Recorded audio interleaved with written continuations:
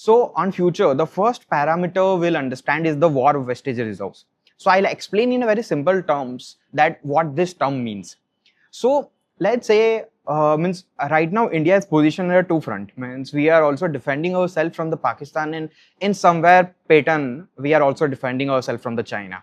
So when we are at a two front war, how many days we can sustain? Means how many days we can fire a missile? How many days we can fire ammunition from our guns, or we can use a drones? That's a simple parameter. And after Kargil war, that time around we had a 40 day kind of number. We have reduced to 20 and then 10.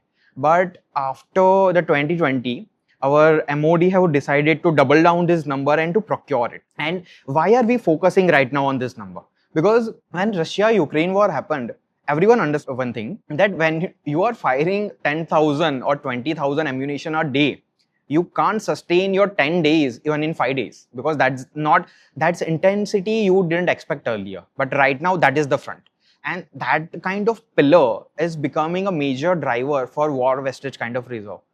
And from the investor's point of view, if I have to speak, so what will come into the WWR?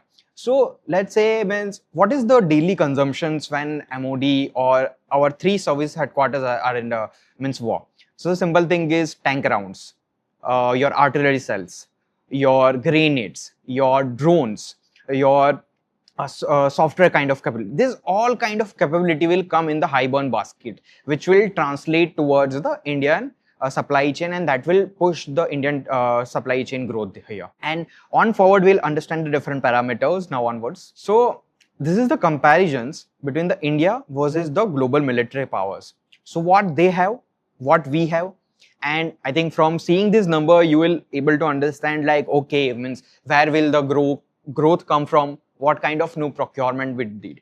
But it's not that simple. Means it's not like, okay, we have seen the number, let's increase the attack kilos or let's increase the artillery vehicles. It's not like simple is that way. So how the processes go on is, whenever we have seen on a sea level the country do the exercise with other countries, so that time India will understand, okay, this kind of procurement we should do first, and this kind of new tactics we should do right now. Okay, so based on that, that will translate into two factors. One is the new procurement level, and second is the existing modernizations level. Okay, and here we also consider the economic parameters, that okay, if we can do the modernization of the earlier product we had, okay, that is the beneficiary. And that is also important from the criticality gap, because if the new procurement takes 3 to 4 years, and existing modernizations can prepare us to take any front of war in just 1.5 years. So that's a better route to go ahead. So that's how the Indian defense selects that what kind of products do we need and how we transfer that. And right now the fourth and further factor is decided is the export. But before that, I want to present a fact-based things. Means if you can see the AON that the government have issued from financial year 21 to 26 and how that number is representing itself here. So let me put it in a very configured manner.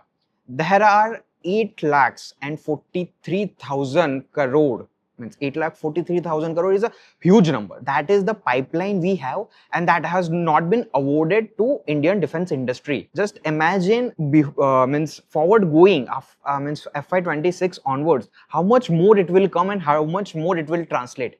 Means definitely it's not a like one time that will allocate in 1 year and it will happen, but it's a multi-year tailwinds that is translating here, and that will create a enormous level of wealth for the investors also. So now let's talk about fourth thing, that is the export. So we have seen that government started that will focus on the export, okay, and how it will translate. So but why export and why now? Means it's becoming a factor, right? So earlier what used to happen was, means we were a Russia-based, Israel-based means industry and a country where we were importing the products and the system also. But after like 2014 and before of that era, we have understood that we also need the capability. And from that number, you can see that our import has reduced here. And developing this supply chain, India understand that if I can develop it for ourselves, we can also export it. in simple terms. And because the India have a capability, India have a friendly nations. If I put it in very simple terms, right now, everyone who is traveling from USA, who is traveling from other nations, have one thing in mind. We can go to India because we are in the friendly nation of all the countries who are fighting with each other. And that's the factor in because we can supply also them. And one of the factor why India, because majorly who have exported more, the Russia, the Europe, USA, and the Israel. But understand one thing, Russia is right now in war with the Ukraine. Israel, Iran, and the US are involved with each other war. And when majorly the people from the country has thought, okay, let's procure some defense equipment, they either go ahead with the USA, Russia kind of player. But USA, if you have read the thread and news articles, one of the case was the Philippines. Philippines had went to the USA to procure the missiles, but USA put down the condition that you can't use your missiles without our conditions and our permissions.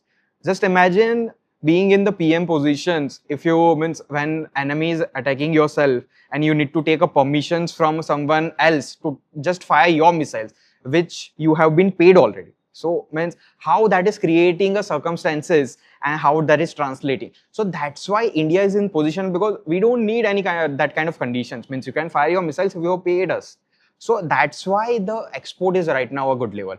And if you have, I think, seen just day before news, we are targeting FY30 or FY29 number to export of 50,000 crores.